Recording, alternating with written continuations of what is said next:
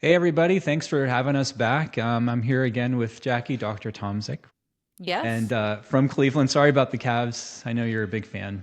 I They know. kind of, I'm getting over it. I'm getting over it. But it was a rough 24 hours. Oh, the cat. How oh cute. my. So now that I got the cat taken care of here, we're talking about myths today. I think this will be kind of fun because it's still pretty prevalent. Like even now with social media, there's people on there saying, do this, do that. And some people have credentials, some people don't. You don't know what's real, what's not. Also with AI, people can just look stuff up. Part of that is true, and part of it is what we're going to go through. I think is our experience also counts. Like we've been working now for years between us, right? Probably like 20, 30 plus years between us both. And so I think that counts for a lot too. It's not just looking up stuff, it's just our experience. I'm the, I'm the, I'm the So let's get into it. I think the main topic is most people like to know about and comment on is like wisdom teeth, right? So there's like a myth out there, and I think this varies with countries and regions. In the U.S., we do a lot of preventative care versus I think other countries. And so like when I post a video on wisdom teeth, I do get some comments from other countries like, "Why'd you take those out? Why'd you take those out?" You know, where I think in the U.S. it's more commonplace to do that preventatively, and I think that's regional, and so that's part of it. So, do you remove all wisdom teeth? Uh, Are you supposed to just remove all wisdom teeth before 20? Is that what we do? yes. So I agree with you. It is, I feel like, geographically driven. But yes, here in the States, we are definitely very preventative and prophylactic in nature. Do you remove? I mean, nothing's a guarantee. Nothing's 100% or 0%, right? So there are always going to be some outliers as to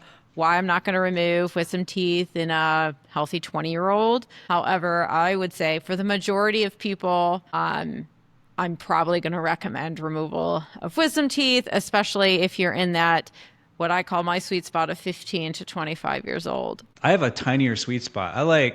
I would say I like 16 to 19. Well, that's Like that's true. my range. That is That's like true. my That wheelhouse. Like I yeah, like I would that. I agree think with for a that lot of too. reasons because I think anesthesia wise, it's more predictable. Sometimes when they're a little younger, 12, 13, 14, 15, like the anesthesia is less predictable sometimes, you know, to get them comfortable.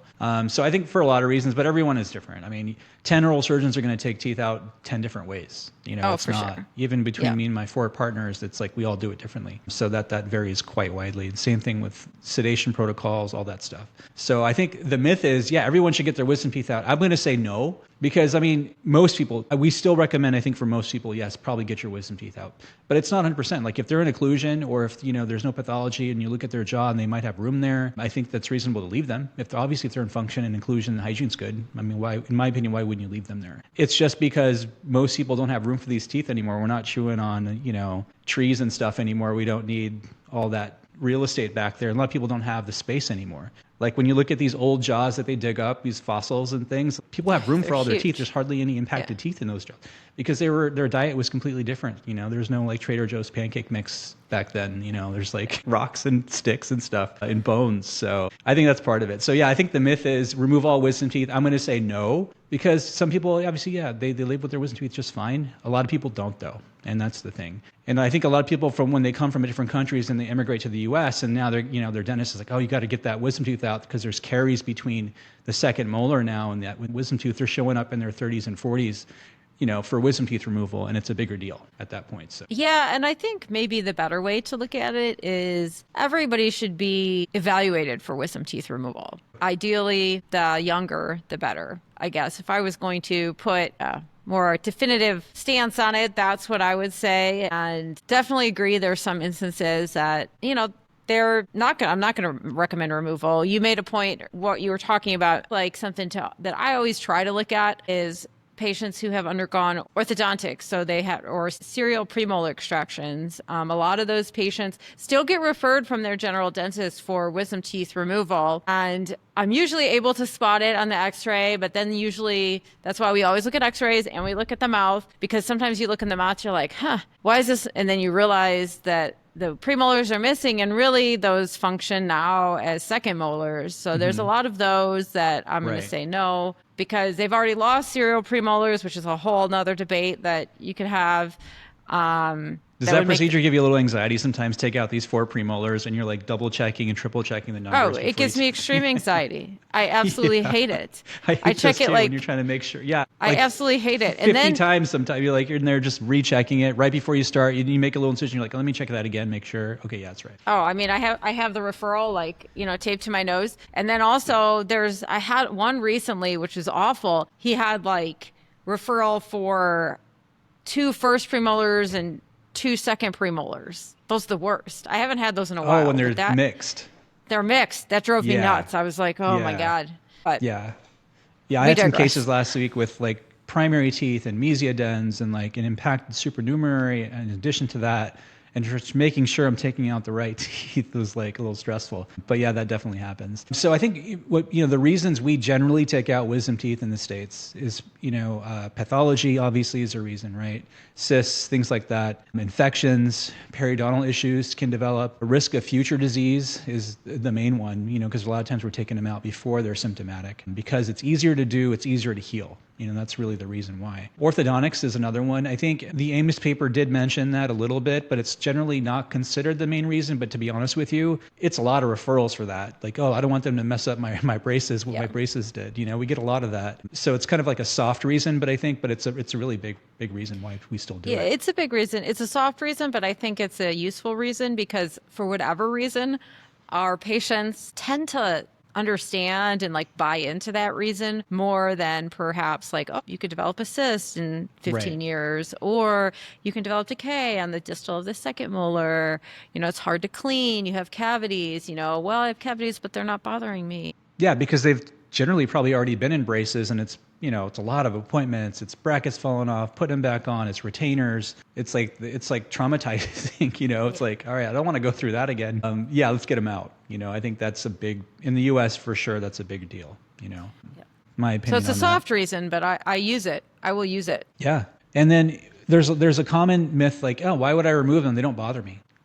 Is that a reason? Absolutely not. I mean, like you said, it just goes to everything that we've already said. Just because they're not bothering you. I know I see this all the time. There's a lot of third molars that people think are, quote, oh, but they're in. And what is really in? Probably the mesial surface and the occlusal surface. But really, the distal surface is, gum line right up to the distal occlusal plane. And there's already occlusal decay on them. You could see it, but they're like, oh, it doesn't bother me. And it's because they're hard to clean. You can't really properly clean them, even if you try. So just because they're not bothering you, oh, I hate that. That's the worst reason. Yeah, I get a lot of that. Out of all the reasons that we've said, that's a bad one. Yeah. And I think, I'm not trying to generalize, but I see that reason a lot with people that immigrate here. Like, they don't bother me. I just want to do the one that bothers me. For various reasons. And so I think preventative care in the States is still a little bit different, than a lot of places. And so I think that's a little confusing to people, especially when you post stuff online and anyone has access to view it from any country in the world. You get some of those questions like, why'd you take that out? I wouldn't have taken that out.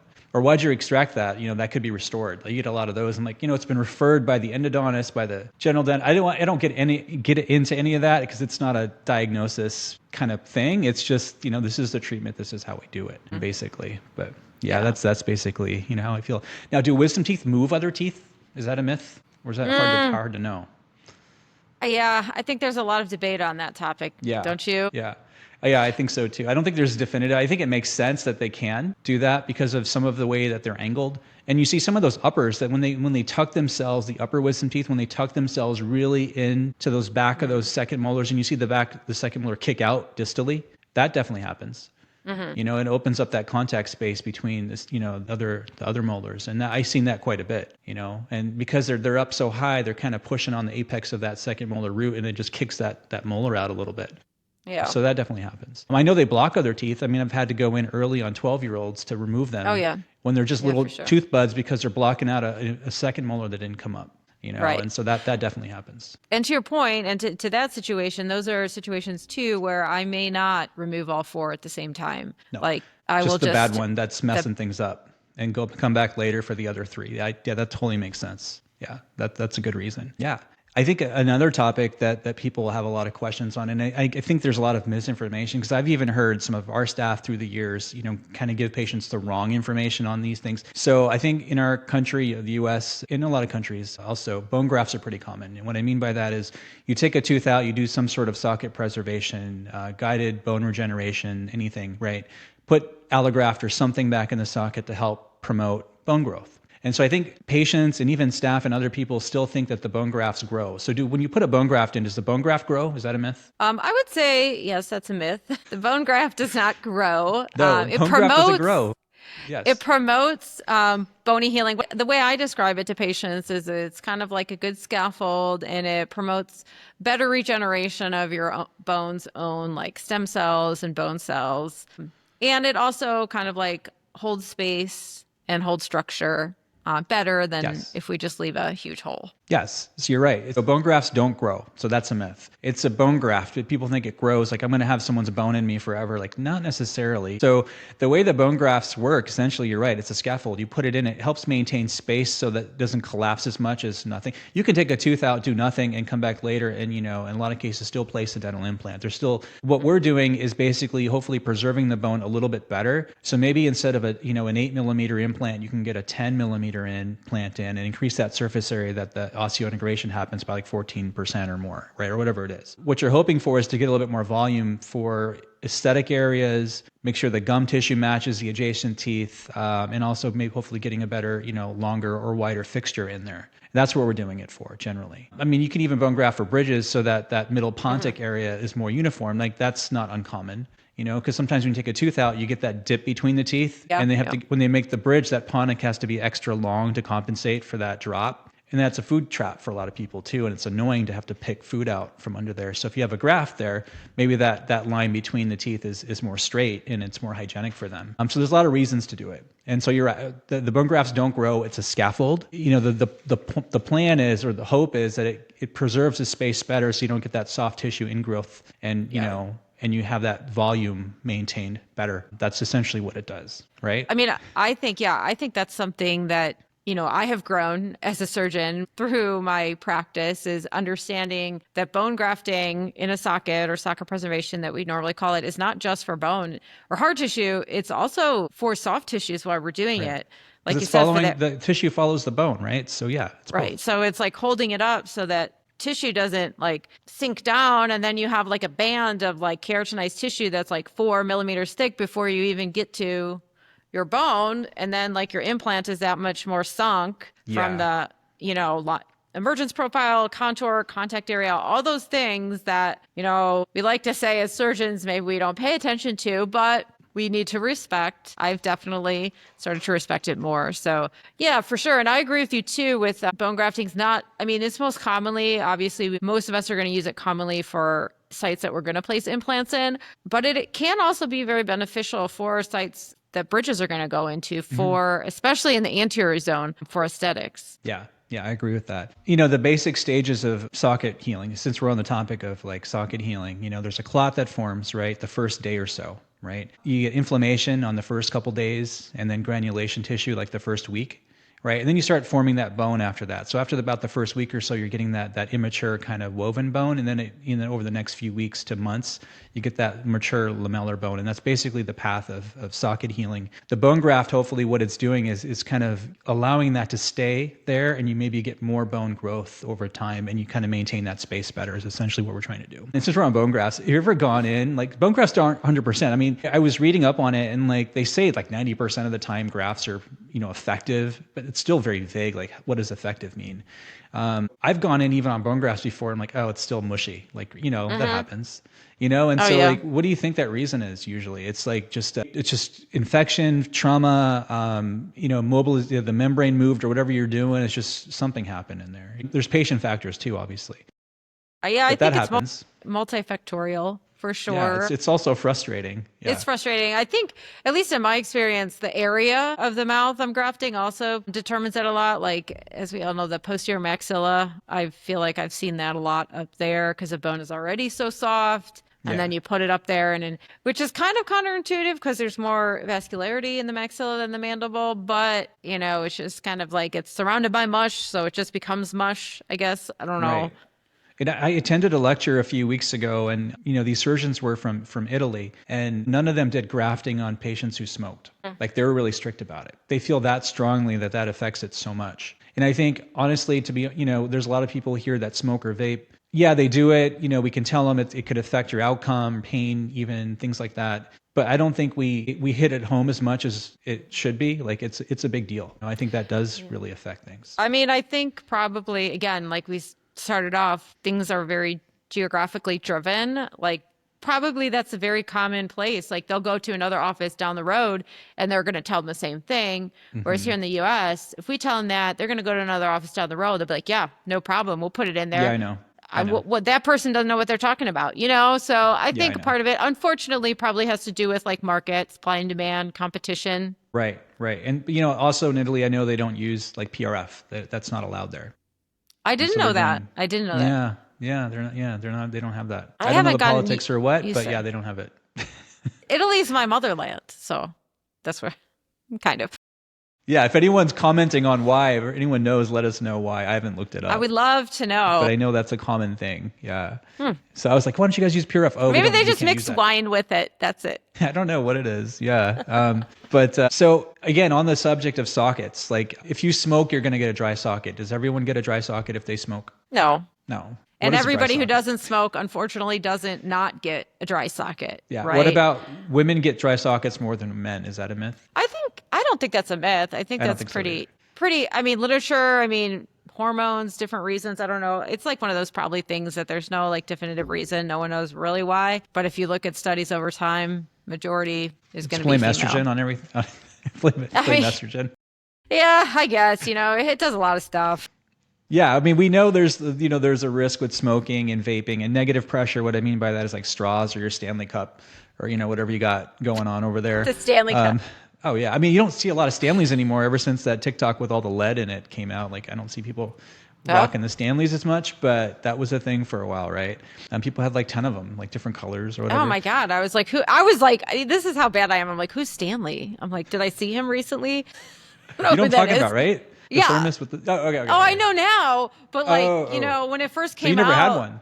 I never had one, no. Okay, yeah. I have a Yeti. Supposedly there's lead inside there. It's closed, in there, but there's lead in there. And so that's why I think I don't see them anymore. Traumatic extractions is another reason for dry sockets. Increased age. I think increased age is a big one with lower teeth because and they do happen more on mandibles and maxillas. That's for sure. More in women, smoking, vaping can affect it. I think age is a big one too. Like you're taking out a partially impacted wisdom tooth on a 37-year-old. I think they're more likely to get a dry socket than a 17-year-old. For sure. So that's another thing, right? So I think those are the big ones, right? For dry socket.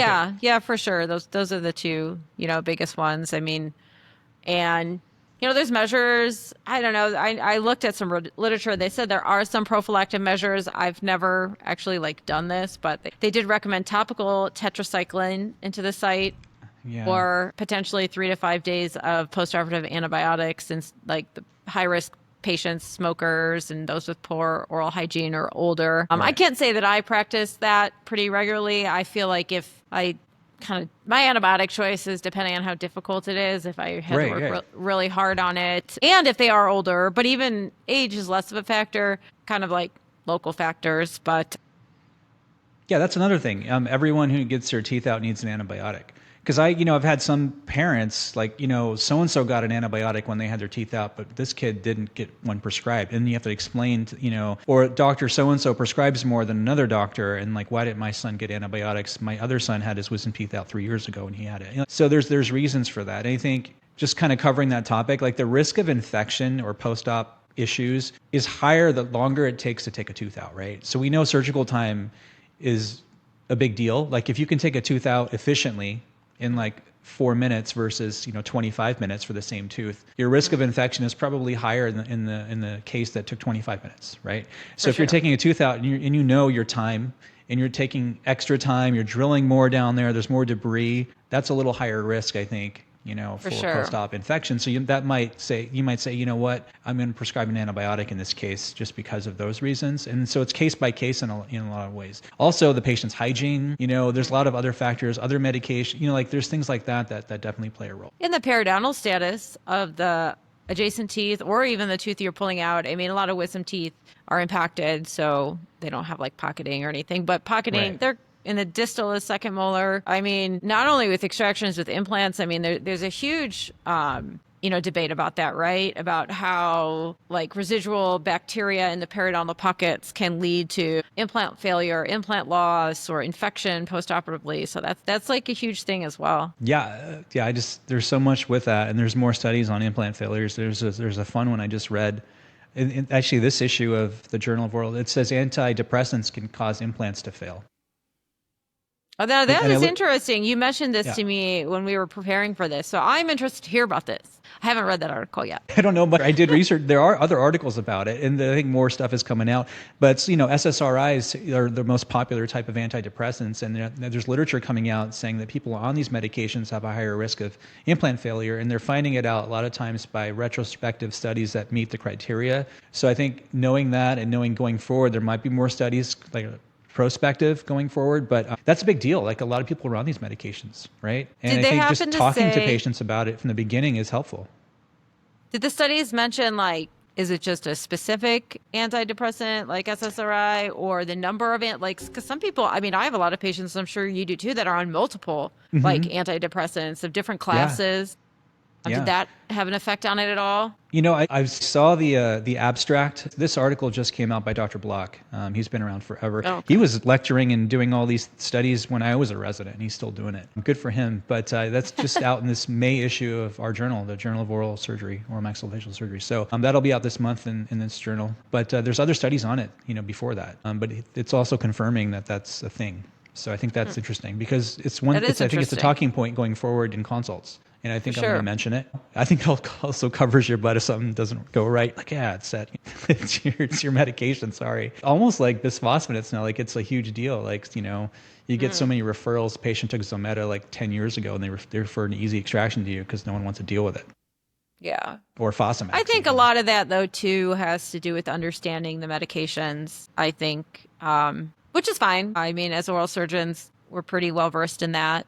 Yeah. I mean, I think you have to respect it. I always respect it. But, for someone who was on a bisphosphonate orally 10 years ago, like, the tooth needs to come out. Let's go. Like, it needs to come out. It needs to come out because, other than they get an abscess and then it's worse and then you got to stick it out anyways. So I think there's no strict guideline yet on those things and it just varies case by case. And, so I think that's kind of how I've been doing it. Just, case by case, whatever makes the most sense medically. I've been performing full arch dental implant surgery since 2012. I started back then with Nobel implants and I continue to use them today. Getting consistent results over time and seeing these restorations in function over that length of time has basically strengthened my use of the product. There's over 100 implant systems out there. I just choose the one that's been the most consistent for me. So here's a myth. I'm on an anticoagulant. I'm on, Eliquis. I need to stop it before my tooth comes out. Is that true or false? Dr. Wahan, I'm so glad you brought this up. I have pages of notes on this.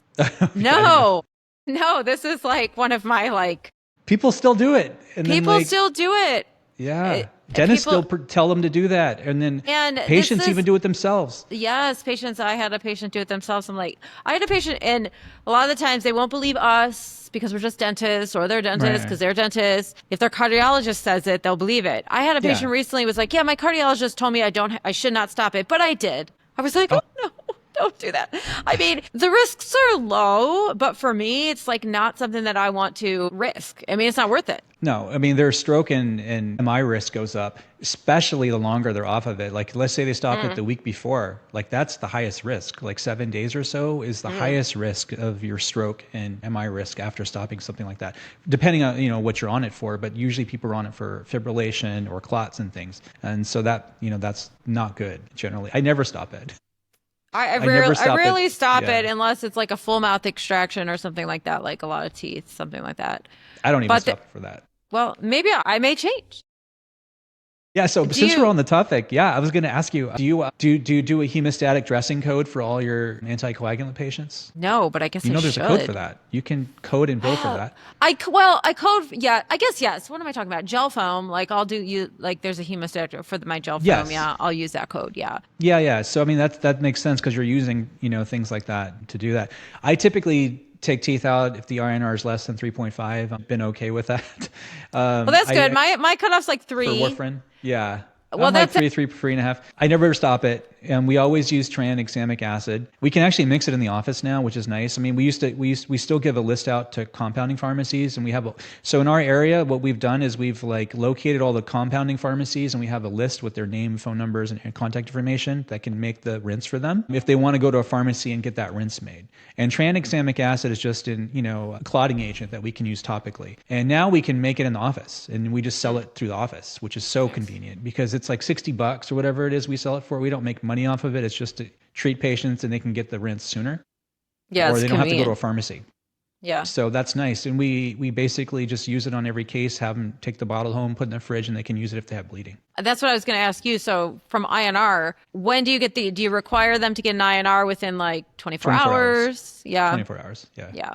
Yeah, I know. Yeah. So most get it the day before and they fax it to us, or some get it the morning of if we have a late appointment. Some people even have a little way to test it at home. These are for warfarin patients, but a lot of patients now are on other ones that don't need testing. And so, Correct. like, Eliquis, things like that, the direct anticoagulants, they don't necessarily need the testing. But so we still do the tranexamic acid rinse with those cases and the hemostatic dressings on those teeth. Yeah, and there's a lot of, I mean, I have a whole list of hemostatic dressings. Some of the ones we've already talked about, I think, are the most common. Like any kind of collagen product that promotes like platelet aggregation. Yeah. Like the Coloplug or our gel foams or anything like that. And then, the TXA, when I was in residency, topical thrombin was like a godsend. Like we use that. Like I ordered that from the hospital pharmacy like at least once a month. And that was great. I mean, who knows how much money I wasted because so it's probably pretty expensive. Yeah. So it's not really cost effective for private practice. But I mean, TXA kind of does the same thing. And they're very effective. And then, as surgeons, like we take a lot of pride in, our delicate handling of the tissue, which, makes a big difference though, in terms of post-operative bleeding. Well, some so you people with really, periodontal disease, though, like it's going to bleed no matter what. oh, well, you're going to look at it. It's going to bleed. Yeah. Yeah. I mean, that's what I always say to my staff. I'm like, oh my God, this is going to be a bloodbath. Like, I'm not I know even, it is. I'm like, I look at it, it's going to start to bleed. And like those are the worst. I don't like those, but you got to do it. I mean, unfortunately. Yeah, and so that like I said, we use the hemostatic code, which is D7922, for these teeth that we put a dressing in, like a collagen with rinse or something. So topically, tranexamic acid, it's like 4.8% is usually what we use, or 5% is what we use in the office. And the way we do it, we can get these vials from Henry Schein. They come in like 1,000 milligrams per 10 milliliters vial. You take that vial of tranexamic acid and you mix it with 10 millimeters or 10 milliliters of saline, and that gives you a 5% solution. And so we can bottle that in the office and then, give it out or, per case. You can also use the pills. Like if you have the pills, you can buy the pills from your supplier. They're like 650 milligrams, and dissolve that in like, 20 cc's of saline or something. And that also gives you the rinse. The pills take longer to dissolve in the solution, but so we use the liquid, but that's how we do it, which is nice. It's nice to just always have it available. What about tea bags? I mean, if you're on call and the patient says, I had my wisdom teeth out yesterday and I'm still bleeding. These are like pretty common calls that we get. What I found through the years, tea bags help for sure because of the tannic acid and stuff. But when you're biting on the gauze or the tea bag or whatever, I don't think patients are biting enough, or they're not actually putting direct pressure with the bite. Bleeding responds to pressure. So if there's no direct pressure, if there's something on top of it that's just soaking up what's coming up, it's not really helping. So that's usually what they're doing. I don't think that's or they're enough pressure. talking. I mean, it sounds funny, but it's like, they do it in our office before they even leave, right? We put the gauze on, we're like, bite on the gauze, and they're trying to talk to us, and the gauze is like starting to fall out the mouth. I mean, you got to bite it. It's hard. It's not even. So what I always tell patients now every time, and it works pretty much all the time, is if they're calling me for these bleeding complaints, I find out what they're doing. Like, I'm biting on the gauze for 30 minutes. Okay, or I'm like, don't bite on it. I say you need to take a gauze, fold it again, put it on, open your mouth, look inside where the bleeding is, directly put it on with your finger and hold it there with 2 fingers for 15 minutes without moving it. I tell them that. And that stops it pretty much every time. Yeah. If they're actually holding it there, like not biting for on sure. it. So anytime I get a call, I'm like, you got to hold it. You just got to hold it there for about 10, 15 minutes, good pressure, don't move it, and then slowly take it off, and that should stop it. And it works pretty much every time. So you need to put pressure or it's not going to work. If you're biting, it's often not in the same right spot. The gauze moves. It's just soaking up what's coming up. But it's boring. You done it for 5 minutes. It feels like an hour, and you're like, oh God, it's only 5 minutes. I know, but you're bleeding, and you're like paging me at 2 a.m. all the time. I agree with you. Yeah. I agree. It's very effective. It is effective. So I always tell them, don't bite on. You got to push it. You got to hold it there. Even in my post-op, if you have bleeding at home, you need to hold it there. Don't bite on it. So that's pretty standard for me. But yeah, anything else on anticoagulants that you can think of?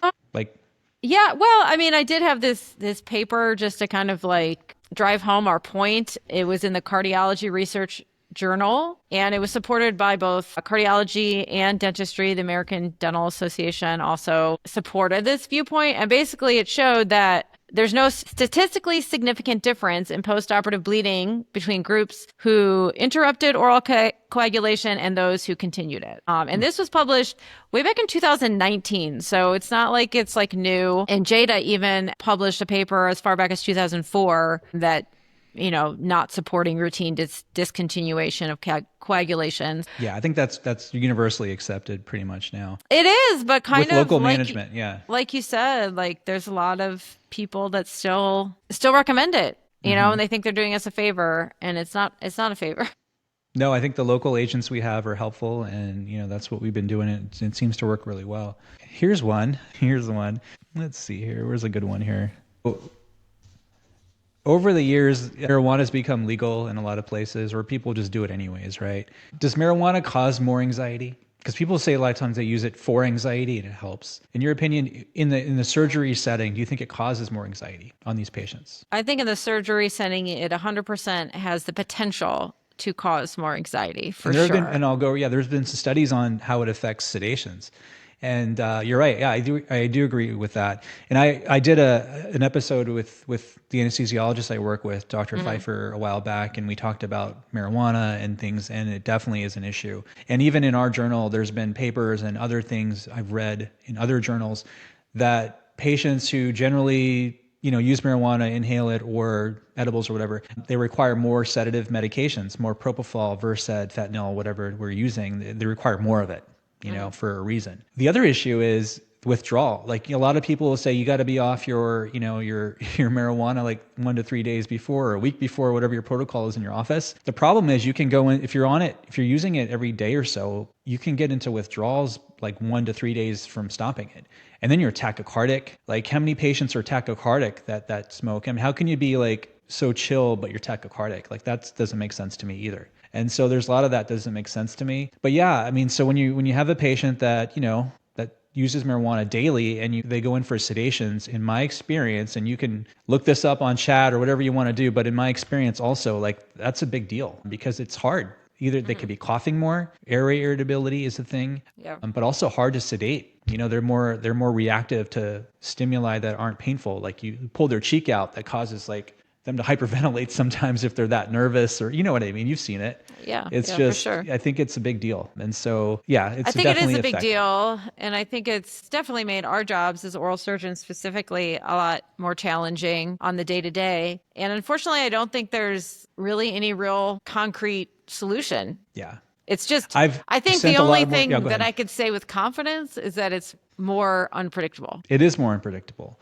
And it's unfortunate that a lot of times, I'm getting older now. And so like, I don't want to ride these rodeos where the sedation is just buck wild and everyone's doing all they can to get through the case. And I don't like those scenarios. And so like, if I feel like it's going to head in that direction, I'm quicker now to say, you know what? We've tried to get, the patient really comfortable with IV medication. I think we're just going to reschedule and sedate a different way, bring an anesthesiologist in or whatever it is, to get a deeper level of sedation, maybe an oral, an airway to help if there's an airway issue that I'm worried about. And so like, I'm quicker now to just call that because, it is definitely a thing, and it's more prevalent now because more people are using it. So For sure. yeah, so that's the thing. Tachycardia, like with that, is a big deal. And I know we really haven't discussed this, but I just started using Precedex like the last couple months. I've never used it before. And the good thing about Precedex is that it really helps with tachycardia. Like if you have a patient that's, chilling, like before you start the IV, they're like already in the 110s, 120s with their heart rate. You know off the bat, this is going to be a fun sedation, right? You're like, oh man, here we go. But Precedex, you give that and it's like it drops. And so that helps. And it also mimics REM sleep. So that's interesting. I've read a lot about it since I've been, started using it and before that. And what it does is like, the way I do it is I give them 10 micrograms of Precedex IV. So I give 2 milligrams of midazolam and then 10 micrograms of Precedex now as my start. And the Precedex takes a longer time to work. And so with the 2 milligrams of Versed on board or midazolam, it helps kind of blur the memory and gets them more relaxed while the Precedex is working. So I'll just do some charting, kind of sit there and see how they're reacting, see what the heart rate does. Like if they're starting off in the 80s and it goes to the 70s or 65 or so, I can give maybe a bump of 5 Precedex more after 5 or 10 minutes. And then if the heart rate stays fine, if you think you need more, you give another 5. So I give usually up to 20 if I do, but sometimes it's 10 milligrams of Precedex now. And I've stopped using a lot of fentanyl because of that, which is nice. And so it really helps. It kind of mimics REM sleep, but it takes about 10 minutes to 15 minutes or so to work. So you have to be a little patient with it. It's not instantaneous. You'll see the heart rate drop quicker, but the effect of the sedation takes a little longer. And it's an adjunct. It's not something you use by itself. I like it. I think it really helps with marijuana patients and redheads because I think redheads, they have that, that mutant gene that helps them not be everything sedated. we throw at them. Yeah. So if you have a redhead who smokes marijuana, you're in for a rough ride usually. Yeah. So I think it definitely helps. Yeah, you mentioned that to me, a few weeks ago. I remember. I haven't tried it yet. I think it's only a matter of time. I'd like to definitely try it. Oh yeah, there's 5 surgeons in our office now. We all use it. Nice. It's been really helpful. It's not a cure all for everything, but it definitely is another thing in your bag. To use.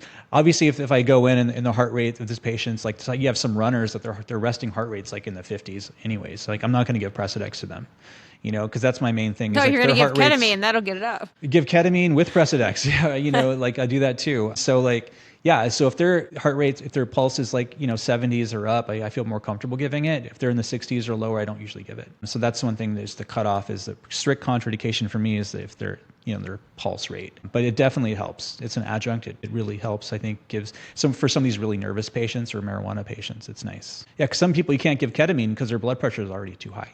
Like I don't give it. Or they're tacking away, like you said, at like 110, 115, yeah, 120. their cardiac output's too high for ketamine. We even do anything. Yeah, then you're stuck. Then Precedex is what you need to help. So yeah, that's the thing. So yeah, we talked about redheads. It's hard for them to get numb, and it's the MC1R gene mutation, and that's a thing with local anesthesia. It's a thing with sedatives. There's been studies on redheads taking more sevoflurane, more desflurane, things like that. That's pretty well known at this point, and so it definitely is a thing. Yeah, for sure. All right. So lastly, I want to do a couple of things. I want to do let's do some rapid fire. You ready? Okay. I'm ready. Right. Okay. I don't know if I'm prepared, but yeah, I'm ready. You're not supposed to be prepared. So charcoal toothpaste, like there was a whole era that everyone was on charcoal toothpaste. It's way better than regular toothpaste because it cleans your teeth better. Is that true or false? Is that a myth? False. Yeah, I would say no. Why? Mean, just think about it. Charcoal on your teeth. Okay. The abrasiveness of it.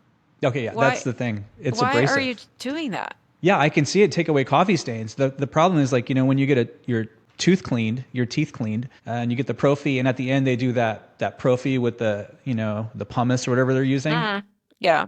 Yeah, it makes your teeth really shiny, but you don't want to pumice your teeth every day. Like that's too abrasive. And isn't, if I recall, I'm pretty sure I'm right on this, isn't charcoal a chelating agent? Like they use it for people who have ingested like a poison to draw that poison and remove it from the body. So why would you want to Speaking take of, away? I put it in my soap. I make my own soap, and this one has charcoal. That's right, you do. This one has charcoal in it, activated charcoal, right? And I put some red mica in it. It's all natural. Yeah, so I use it on my face because it absorbs things, and so it's.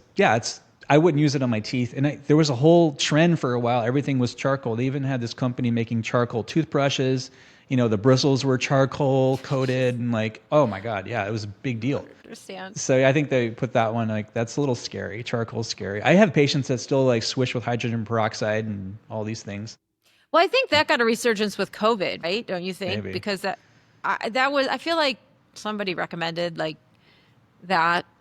People are still doing it. Yeah, I mean, older, like when I first started, people were like, yeah, I put an aspirin on the tooth for a while. People were just Oh putting yeah. aspirin, like letting it dissolve in their mouth. Well, yeah, then they get those burns in their cheeks. We used to see that, ironically, we used to see that in Detroit a lot in residency. They'd have aspirin Yeah, I used burns to in see their some more of cheeks. that, like when I first started. Obviously now not so much. But yeah, so charcoal is a myth. I think it's not, it's too abrasive. Yeah, once in a while you want to clean some coffee stain, off your teeth for a party. Yeah, scrub it, I think. But yeah, Yes, not as an not a daily everyday thing. No. dentifrice. Yeah, so we already talked about antidepressants, and that's an emerging topic. I think it's helpful to know that can cause your fancy dental implant to fail. So in your consults, I think it's a good thing to remember that. Maybe discuss that with these patients ahead of time. People who smoke on antidepressants may have a higher risk, right? So it's it's one of those things that can accumulate. So like these do-it-yourself teeth aligners people buy. Like, I used to go to the mall, like when I used to go to malls a lot. You see these When little there used to be kiosks. malls, Yeah, I they're know. like a With these little dying kiosks, and you breed. can like go there and get your mold done and like What were get those your own called? Clear? bleaching or What were those aligners. called? There's a bunch of them. What was the prototype? It went out of business. What was the one? Like the very first one I remember. Aligners or with whitening. No aligners. Oh, Like the mail there's one called order. there's one called Bite, but I think they sold to a bigger company. And then there's other ones I know. But I can't remember. yeah, people do That that. I have patients say, no, I got these aligners. I'm like, oh, who's doing your orthodontics? Oh, no, I ordered these myself. I still see that. So Yeah. it's a little I scary mean, to me. I think that anybody who's a clinician in any like way who follows any kind of organizational research would have to say have to think about this. Like, no, like these can't be good. Yeah. I Yeah. mean, and would have to say, you have to be very careful with things like this because it could cause more harm than good. And really Right. that's the thing, right? Because I mean, there's a big surge again in telehealth, which I think there Yeah, is Amazon's definitely. doing that stuff, like Amazon telehealth and pharmacies, like it's all over the place now. Which I definitely feel like that's a time and place for that. And I think it is a good resource for some patients. However, I'm more of like, that's good for established patients to check in on them that you already have a relationship with, to decrease the travel time and having them to come in, that kind of thing. And even new patients, there's going to be time and a place and a situation for that. But I mean, that's what these aligner subscriptions are, right? Like you kind of like send me a picture, take a selfie, we'll see your teeth. And from there, we're going to fabricate some kind Yeah, of, these patients are doing their own molds and mailing them in, and like, there's so much I mean, technique sensitivity with that. But yeah, there's just a point when you're just like, okay, why are you doing this? Probably because it's cheaper. I understand that. And these treatments, orthodontic treatments, we all know can be very pricey, obviously. But you really got to look at, is it cheaper up front and then the long-term damage and the long-term investment? Like, are you going to be yeah, paying more in the long term to fix what this cheap product right. did for you? I think a I don't lot know. of like 10, 12 years ago, most orthodontists around where I'm at, they didn't have cone beam scanners in their office. Like they would refer out for cone beams and things, or we'd get one for another reason in our office. I've seen some cases through the years where even with orthodontics, teeth have been pushed out of the bone. Like they're pushed out so far, the apex of the tooth is actually out of the bone. I've seen those cases, right? It's too much, right? It's like, or the follow-up wasn't there or something happened, right? That's with an orthodontist watching, or you're supposedly, right? Yeah. So like that can happen in a professional setting, but with people doing it themselves, like who's really watching that? You can't tell. Unless you're getting x-rays all the time, how are you going to know? So that's definitely a problem. So yeah, we've hit that one pretty good, I Smile think. Direct Club. That's it. Isn't that That's how it? it is. Yeah.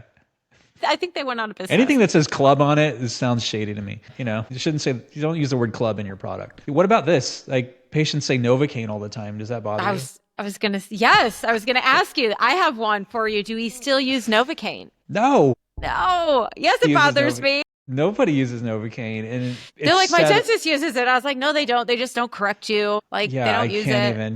I can't even. It's still For called those out novocaine. there who are wondering, Novocaine has not been used in the United States since about the 80s. Yeah, yeah. So it's It's not like it was yesterday. people were allergic. There's other issues. It's just not. It's not a good It one to wasn't as use. effective. It Yeah, wasn't it's as not. effective. And the Yeah. allergies, I think I did a little bit of research on this. It's the allergies, allergic reactions. They Hmm. were rare, but they were very severe. Right. It's a different class, and yeah, it And the sounds like lidocaine, efficacy, but it's novocaine, and nobody uses novocaine. Like no. nobody. Don't call it novocaine anymore. But before all that, people were using, for local, they were using And cocaine. patients will be like, I'm allergic to novocaine. I'm like, well, that's great because It's so not helpful saying that. I know it's not helpful because I'm like, well, that's good because I don't use it. But do you really mean lidocaine? Yeah, then it's confusing. And are you really? Yeah. But that's the whole reason why these other local anesthetics are so much better is because there's really very rare allergies to them. But it gets very confusing. And you're like, what am I going to do? Yeah. And I think when they say allergies, a lot of times it's because the epi. And yeah. Maybe I can't have epinephrine because my heart races. Right. Okay. I mean, yeah. They say I'm allergic to it. And like, what happens? Oh, I feel fluttery. I'm like, oh, it's probably the epinephrine. So we use carbocaine. That's more like it. So stop saying novocaine. And do you ever get Canadian patients who call it freezing? Like when you numb them up, you're freezing or they're frozen. Like that's what is that? I want the Canadians to chime in here, like because I think that's still used. I see it all the time. Like it's freezing instead of numbing. Or I mean, that's a good way to describe it. A less scary way to describe it, freezing. I'm putting your tooth to sleep. Actually, I'm going to talk to Dr. Amir, the real tooth doctor 2.0, in a little while. Yes. And so I'll mention that to him and see if that's the thing that he uses, freezing, because that's stupid.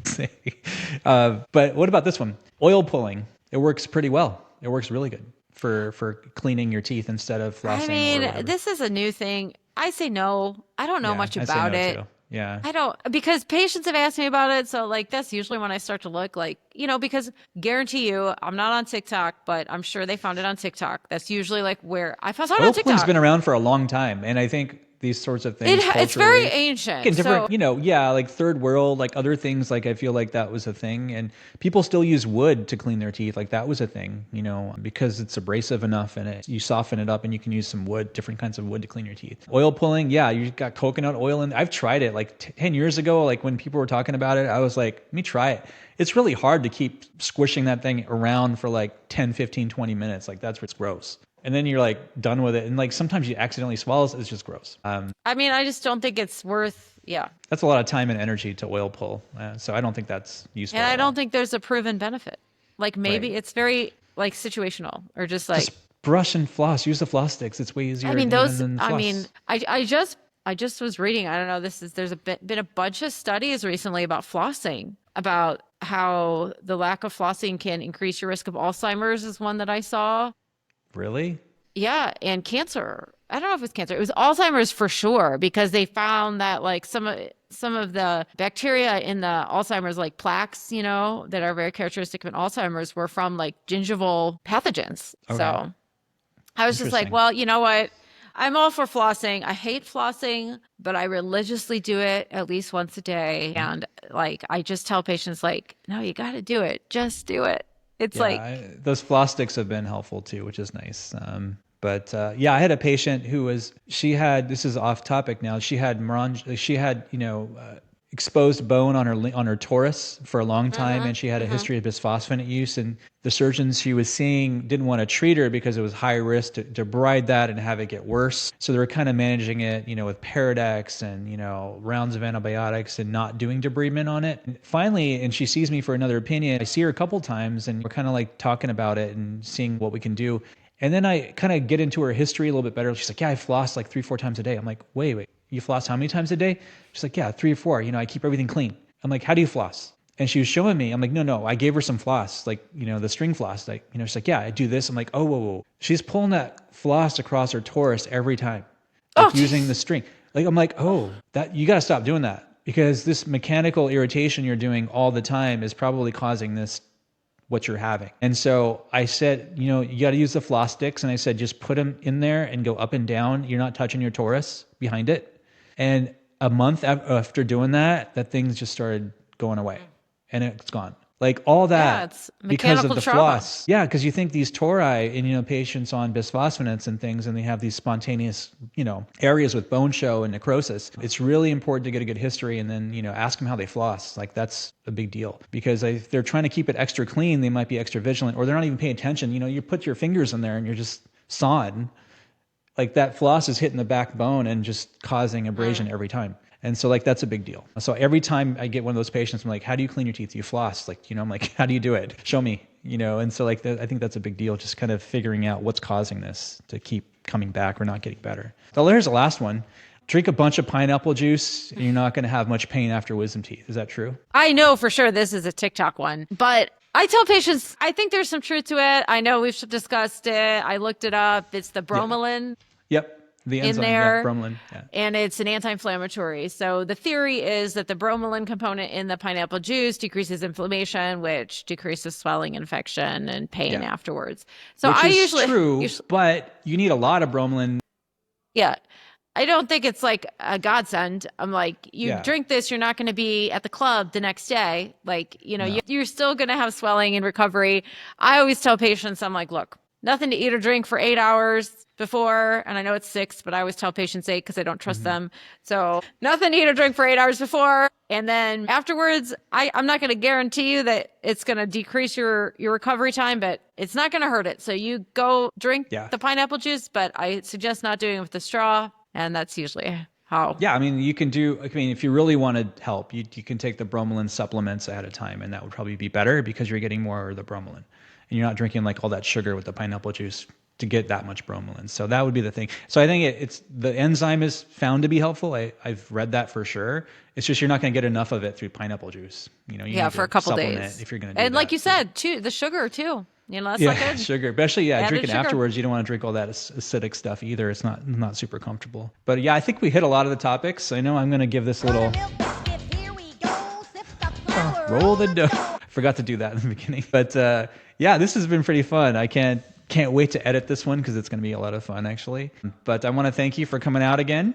And I like your new setup and your new background. Well, thank you. Well, it's always changing, but I'm definitely, every time you see me, I have another addition. Peripheral. Yeah, I know. It's like, it's fun. It's a little creative outlet. I like it. No, I enjoy being a recurring guest, and I'm always grateful for the opportunity and to chat. It's a lot of fun. I think people will like this one. We covered a lot of topics I think that a lot of people hear about, especially like you said on social media. I mean, even we say it. I mean, I'll probably post about some of these topics because I got content now. So No, we'll get some. And like I said in the beginning, you can look a lot of this stuff up on AR, whatever you want to look it up and find facts. It's part of that, but part of it is in our experience, I think what helps and what I've seen and what you've seen is also added to it, which really helps. And because, you have to work and see patients daily. And so you have to treat all this stuff all the time. You see all sorts of complications and things. So that really helps. But thank you for coming out, Jackie. I really appreciate it. Thank you. And we'll talk soon. Have a good one. Later.